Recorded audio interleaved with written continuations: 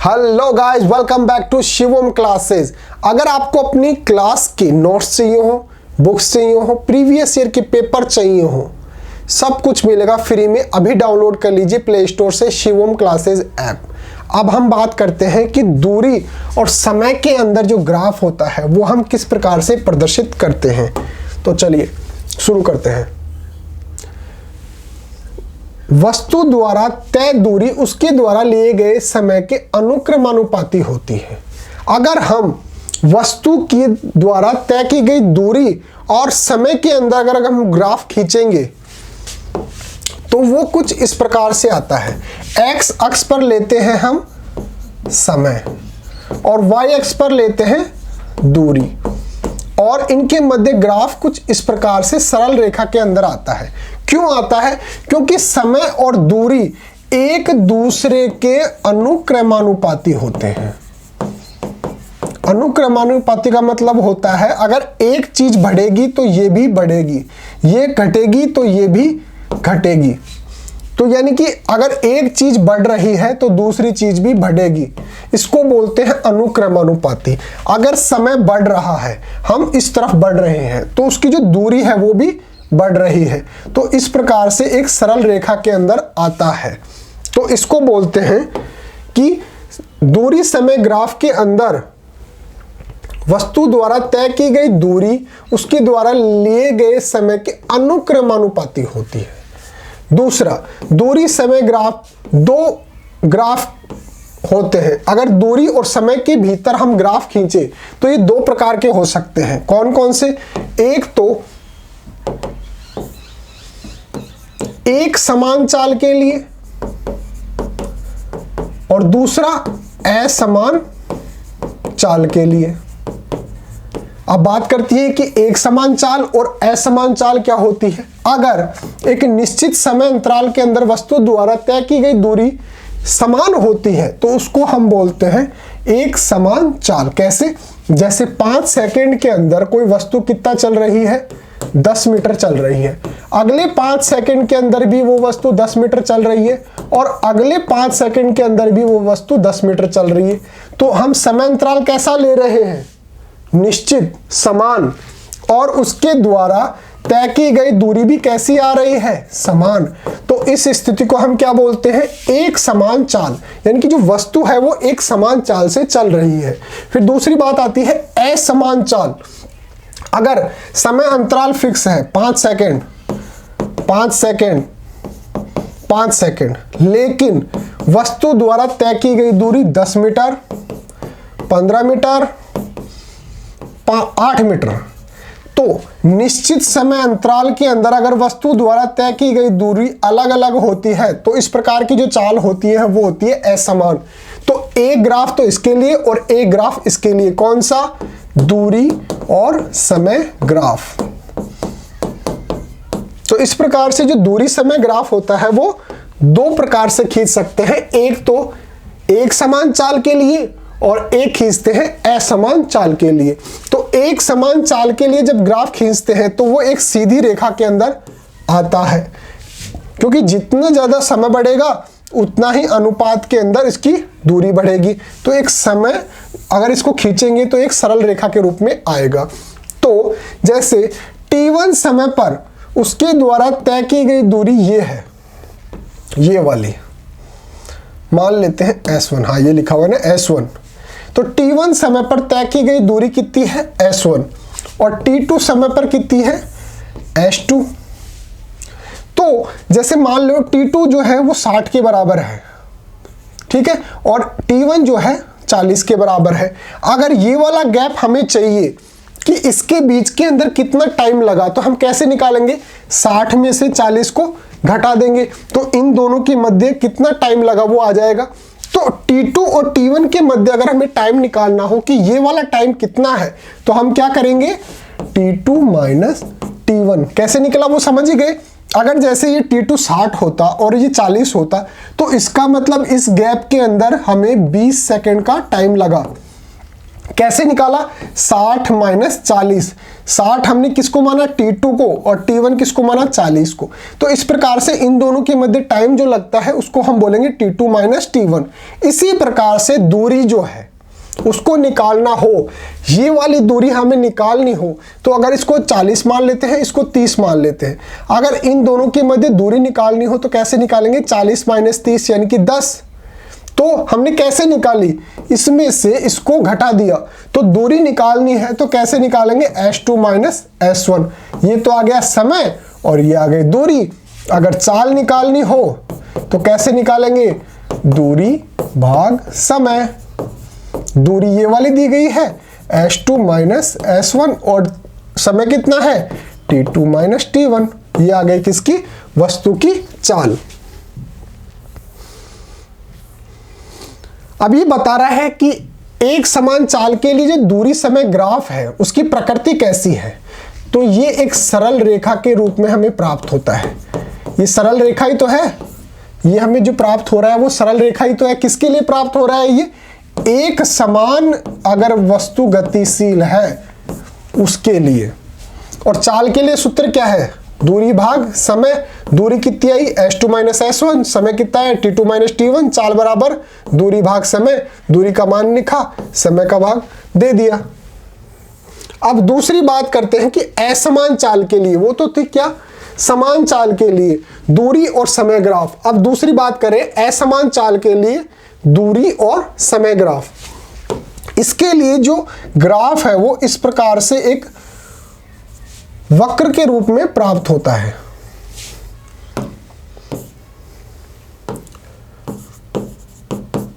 वक्र के रूप में प्राप्त होता है। एक सीधी रेखा के अंदर तो कब होगा? जब समान चाल है, और असमान चाल है तो ये एक वक्र के रूप में इस प्रकार से एक मुड़ा हुआ हमारे को प्राप्त होता है। एक्स अक्ष पर समय है और वाई अक्ष पर दूरी है। ग्राफ की प्रकृति यानी कि ग्राफ हमें किस प्रकार का प्राप्त होगा? अगर आपसे पूछ लिया जाए कि असमान चाल के लिए दूरी समय ग्राफ जो है वो किस प्रकार का प्राप्त होता है, तो वो एक वक्र के रूप में प्राप्त होता है, वक्र रेखा के रूप में, मतलब इस प्रकार से मुड़ा हुआ। और अगर समान चाल है तो समान चाल के लिए कैसा होता है? एक रेखीय रूप में, एक रेखा के रूप में इस प्रकार से बढ़ता हो। ये तो है असमान चाल के लिए, और ये क्या है? एक समान चाल के लिए। ठीक है। अब नेक्स्ट बात आती है वेग समय ग्राफ। अभी तक हमने जो बात की वो बात की दूरी और समय ग्राफ के मध्य। अब हम बात कर रहे हैं किसकी? वेग समय ग्राफ की। यानी कि एक्स अक्ष पर तो होगा समय और वाई अक्ष पर क्या होगा? वेग। ठीक है। इसके अंदर क्या क्या मिलेगा हमारे को वो देख लेते हैं। एक्स अक्ष पर हम लेंगे किसको? समय को, और वेग को लेंगे वाई अक्ष पर, जो हमने आपको बता दिया। यदि वस्तु एक समान वेग से गतिमान है तो समय के साथ वेग समय ग्राफ की ऊंचाई में कोई परिवर्तन नहीं होगा। ये तो क्या है? समय, और ये क्या है? वेग। अगर वस्तु एक समान वेग से या एक समान चाल से चल रही है, यहां पर हम देखेंगे तो कोई वस्तु जो है वो इस वेग से चल रही है, मान लो 65 किलोमीटर प्रति घंटा। यहाँ पे 70 है, यहाँ पे 80 है, इस प्रकार से ये वेग बढ़ रहा है। ये वाला 65 है। ठीक है। अब इस वाले समय पर हमने देखा, अब इस वाले समय पर हम देखेंगे तो देखेंगे कि जो वस्तु है वो अभी भी कितना है? 65 किलोमीटर प्रति घंटा। नेक्स्ट जब हम चलेंगे इस वाले समय पर देखेंगे तो वस्तु क्या कर रही है? वो इसी वेग से गतिशील है, 65 किलोमीटर प्रति घंटा। नेक्स्ट देखेंगे तो वो इसी वेग से गतिशील है, 65 किलोमीटर प्रति घंटा। तो अगर हम इसको मिलाएंगे तो ये कैसा आया? बिल्कुल एक सरल रेखा के अंदर। क्यों आया? क्योंकि जो वस्तु है वो क्या कर रही है? एक समान वेग या फिर समान चाल से चल रही है। यानी कि उसका वेग या फिर उसका जो चाल है वो एक समान है समय के हर एक बिंदु पर। यहां पर देखेंगे तो भी 65, यहां पर देखेंगे तो भी 65, यहां पर उसकी स्पीड जो है वो बिल्कुल सेम है। अगर उसकी स्पीड बढ़ रही होती तो यहां पर 65, 70, 80, 90, 100 इस प्रकार से बढ़ती हुई नजर आती, लेकिन उसकी जो स्पीड है वो क्या है, कांस्टेंट है, समान है, स्थिर है। इसलिए जो ग्राफ है वो इस प्रकार से एक सीधी रेखा के अंदर आएगा। यही बता रखा है कि यदि वस्तु एक समान वेग से, एक समान वेग है उसका, हमने 65 माना, वो एक समान वेग से गतिमान है, तो समय के साथ वेग समय ग्राफ की ऊंचाई, यहां पर इसकी ऊंचाई में कोई परिवर्तन नहीं हो रहा है, ये जो ऊंचाई है वही ऊंचाई यहां पर है और वही ऊंचाई यहां पर है, तो उसकी ऊंचाई में कोई भी परिवर्तन नहीं होता है। वेग समय ग्राफ तथा समय अक्ष के द्वारा घेरा गया क्षेत्र विस्थापन के परिमाण को बताता है। वेग समय ग्राफ तथा समय अक्ष, ये वेग समय ग्राफ है और समय अक्ष जो है, इसके अंदर जो घेरा गया जो क्षेत्र है वो किसको बताता है, विस्थापन के परिमाण को। अगर यहां पर ये वाला जो है, यहां से लेकर यहां तक अगर हम कैलकुलेट करेंगे तो ये वाला जो एरिया है वो किसको बताएगा, ये बताएगा विस्थापन को। ये समय मान लेते हैं t1 और ये समय मान लेते हैं t2। t1 और t2 समय के अंदर अगर हम वेग समय ग्राफ प्रदर्शित करते हैं तो इसके अंदर जो ये वाला जो एरिया है वो किसको बताएगा, t1 और t2 के मध्य विस्थापन कितना उत्पन्न हुआ जब वो इस वेग से चल रही थी, तो इसको प्रदर्शित करेगा। वेग समय ग्राफ 3 प्रकार के होते हैं। वेग समय ग्राफ कितने प्रकार के होते हैं, 3 प्रकार के। पहला तो है एक समान चाल के लिए। एक समान चाल के लिए अभी हमने बात कर ली कि इस प्रकार से एक सीधी रेखा के अंदर वो प्राप्त होता है। क्यों? क्योंकि इसकी जो चाल है वो क्या है, एक समान है। और यहां पर जो ये वाला जो एरिया है, ये वाला, ये क्या है, विस्थापन।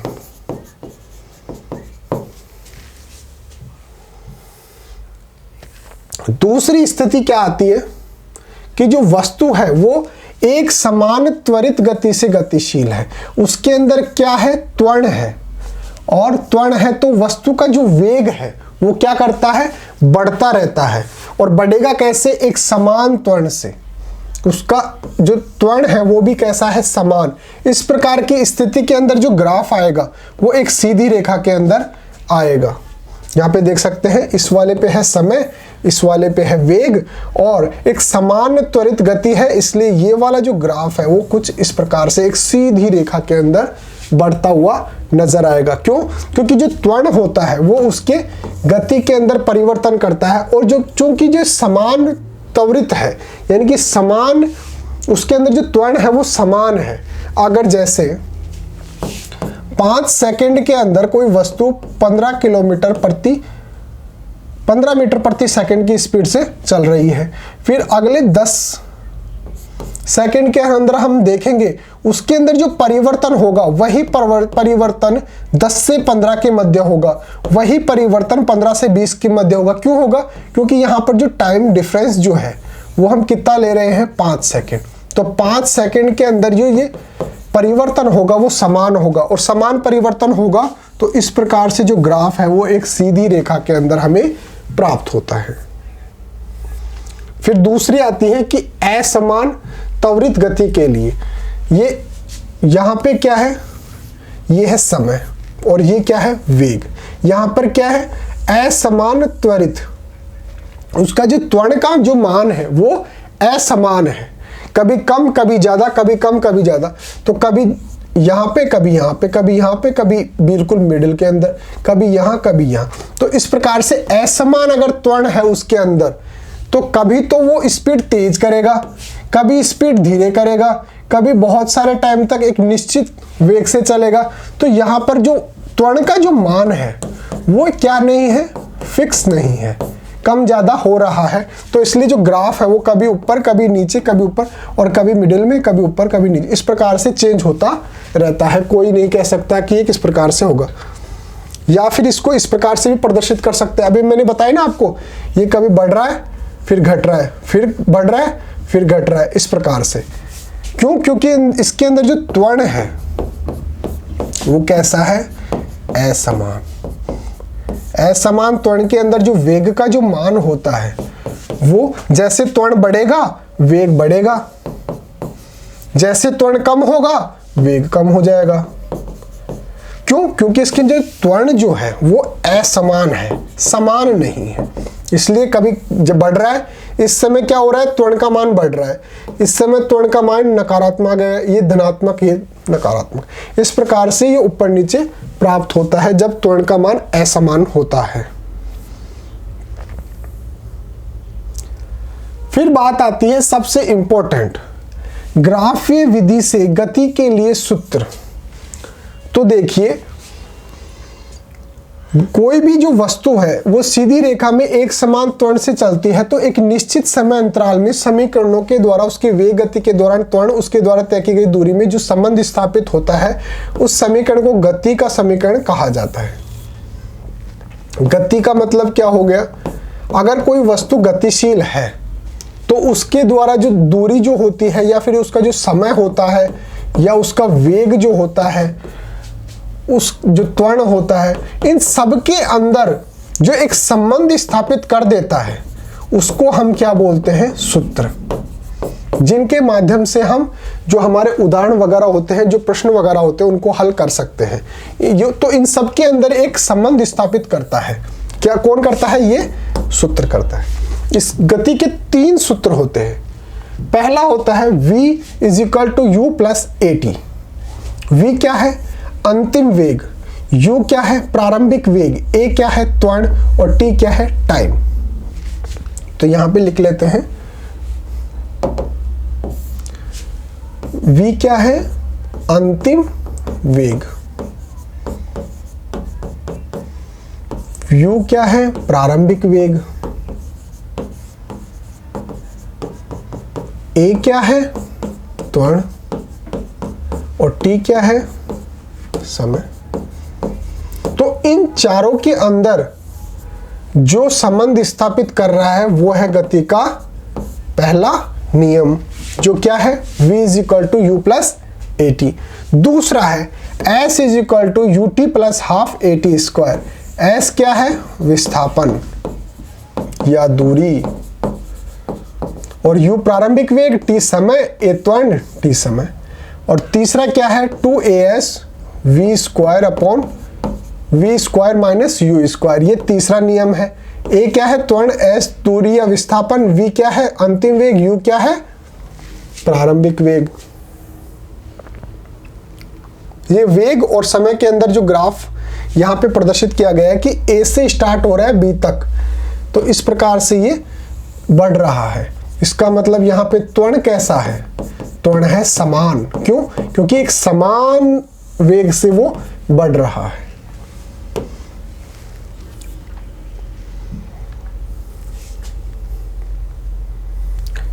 अब कुछ प्रश्न देख लेते हैं कि हमारे जो ये 3 सूत्र आए हैं उनको हम इंप्लीमेंट कैसे करेंगे।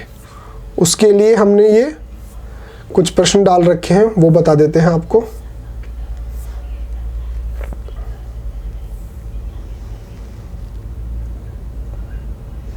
पहला प्रश्न क्या है, एक वस्तु के द्वारा कुछ दूरी तय की गई, क्या इसका विस्थापन 0 हो सकता है? अगर हाँ तो अपने उत्तर को उदाहरण द्वारा समझाइए। अगर कोई वस्तु है, कोई भी वस्तु है, कोई वस्तु है, अगर वो कुछ दूरी तय करती है तो इसका मतलब ये नहीं कि उसके अंदर विस्थापन 0 नहीं हो सकता। क्यों नहीं हो सकता? मान लेते हैं ये कोई वस्तु है, ये इस प्रकार से जाकर, इस प्रकार से जाकर, इस प्रकार से जाकर वापस यहीं पर आ जाती है, तो इसके अंदर दूरी का मान कितना होगा? ये जो पूरा जो मार्ग इसने तय किया है ये किसके बराबर होगा? दूरी के बराबर होगा। ठीक है, लेकिन अगर इसके अंदर विस्थापन की बात करें, विस्थापन कैसे निकालते हैं? अंतिम स्थिति माइनस प्रारंभिक स्थिति। अंतिम स्थिति क्या है इसकी? यही है A, और प्रारंभिक स्थिति क्या है? वो भी यही है A। तो यहां से जहां से स्टार्ट होता है, मान लेते हैं 1 - 1 = 0, तो विस्थापन तो क्या हो गया इस बिंदु पर 0, लेकिन दूरी क्या होगी, ये जो पूरा जो मार्ग इसने तय किया है वो वाली। इसको ऐसे समझ लो जैसे ये वाला है, यहां से लेके यहां तक, यहां से लेके यहां तक,